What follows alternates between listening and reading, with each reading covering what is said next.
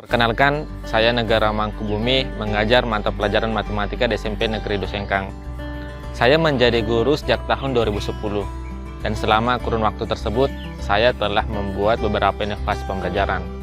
Inovasi ini lahir karena melihat kebutuhan murid, agar dapat menghadirkan kebermaknaan belajar yang memerdekakan. Inovasi yang saya telah lakukan diantaranya mengadopsi permainan monopoli dan tic-tac-toe, sehingga menjadi sebuah alternatif evaluasi pembelajaran pada materi penjumlahan dan pengurangan bilangan bulat.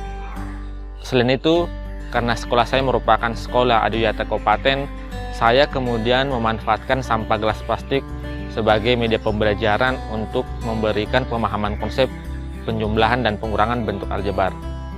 Kedua inovasi saya ini kemudian membawa saya sebagai finalis Lomba Inovasi Pembelajaran jenjang SMP di tingkat nasional pada tahun 2015 dan 2016. Melihat perubahan paradigma pembelajaran saat ini, saya merasa tertantang untuk mengintegrasikan teknologi dalam pembelajaran. Saya kemudian mengembangkan media pembelajaran berbasis teknologi dengan membuat video dan aplikasi pembelajaran. Sahabat rumah belajar masih ingat kan? Distribusi data tunggal itu ada 3. Nilai rata-rata, median, dan modus. Video dan aplikasi pembelajaran ini dapat menjadi representatif bagi murid sehingga dapat memenuhi beragam gaya belajar yang berbeda.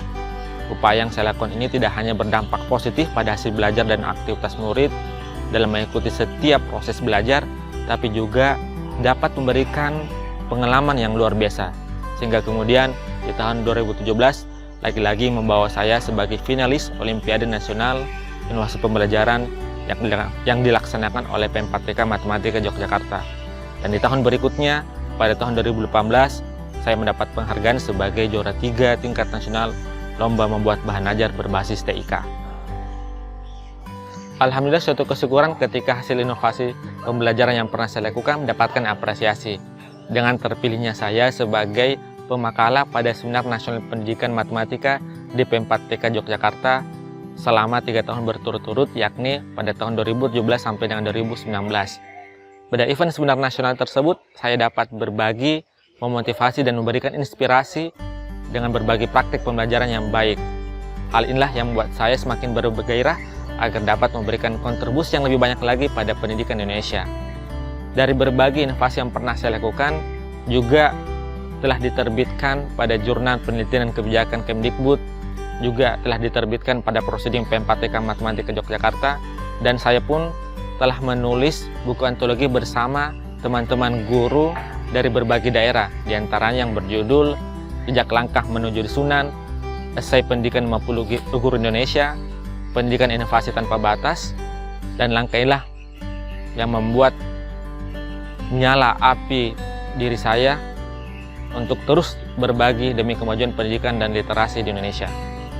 Sejak saat itu saya seringkali diundang sebagai narasumber pada kegiatan MGMP, pada kegiatan sekolah, baik di luar kabupaten maupun provinsi, untuk memberikan pelatihan dan berbagi cerita dan pengalaman membuat inovasi pembelajaran kekinian hingga bagaimana memanfaatkan TIK pada pembelajaran.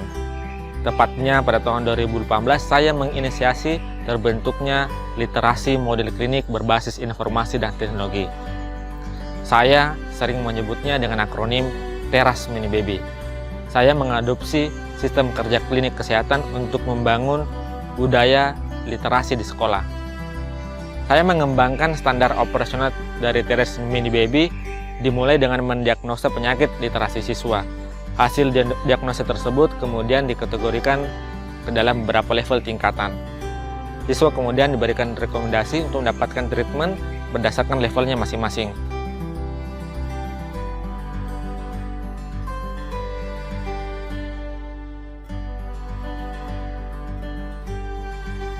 Selama penanganannya, siswa akan mendapatkan pendampingan, konsultasi, serta dipantau kemajuan perkembangan perubahannya.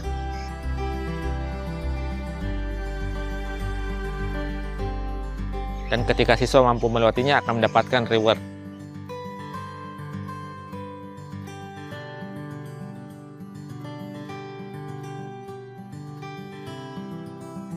Alhamdulillah, dengan adanya Teras Mini Baby, siswa saya telah menerbitkan 2 karya buku antologi puisi, dan ini merupakan suatu pencapaian yang luar biasa yang dapat diraih dan menandakan bahwa secara perlahan budaya literasi sekolah telah nampak hasilnya.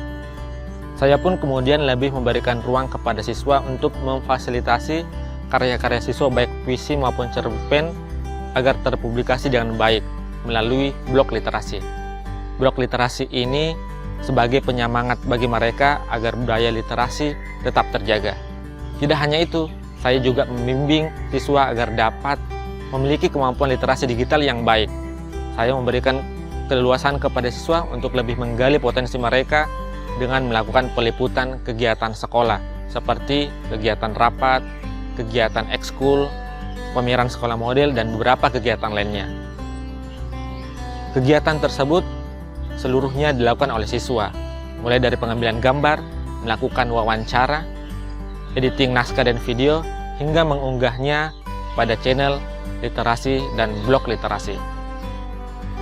Upaya ini saya lakukan agar siswa dapat membiasakan dalam memadukan literasi membaca dan menulis dengan literasi digital dalam satu waktu, sehingga dapat menjadi salah satu cara yang terbaik memberikan pengalaman kepada siswa untuk berinternet baik dengan membuat konten-konten positif, sehingga pada akhirnya dapat meminimalisir konten-konten negatif yang berseliweran di dunia maya. Spesial lagi, khusus lagi penulis di antologi puisi yang kedua sekarang ini tentang sehimpun bait Penjana ya. Saya sangat bersyukur, apalagi anak-anak kita punya motivasi yang sangat besar membuat karya. Yang membuat saya paling bahagia adalah ternyata ada salah satu seorang guru bahasa Inggris di sekolah saya curhat dan ingin berbagi cerita tentang perjalanan hidupnya dan akan dibukukan dalam sebuah buku. Dan hari inilah yang membuat saya semakin terharu mendengar ceritanya. Karena ternyata hadirnya klinik literasi dapat memberikan dampak secara tidak langsung kepada rekan-rekan guru di sekolah. Beliau pun juga seringkali konsultasi kepada saya tentang buku yang akan diterbitkannya. Dan insya Allah pada beberapa bulan ke depan bukunya akan segera diterbitkan sebagai buku solo. Setali 3 uang, guru-guru lain di sekolah saya pun terinspirasi untuk melakukan hal yang serupa. Dan akhirnya saya memotivasi mereka agar secara bersama-sama pada masa pandemi ini lahir karya guru. Saya pun menginisiasi program 1 bulan 1 puisi.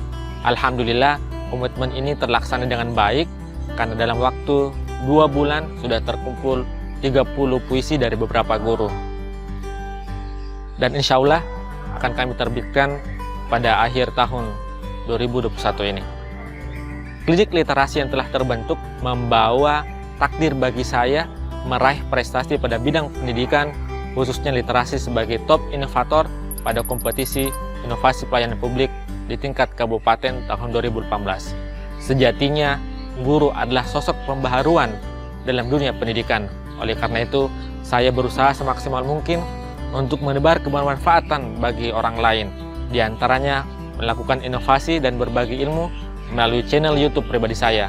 Karena saya meyakini bahwa sukses terbesar dalam hidup ini adalah ketika kita mampu memberi kebermanfaatan bagi orang lain. Karena setiap orang dilahirkan dengan keunikannya dan menjadi warna dalam kehidupan. Sebaik-baik manusia adalah yang bermanfaat bagi orang lain.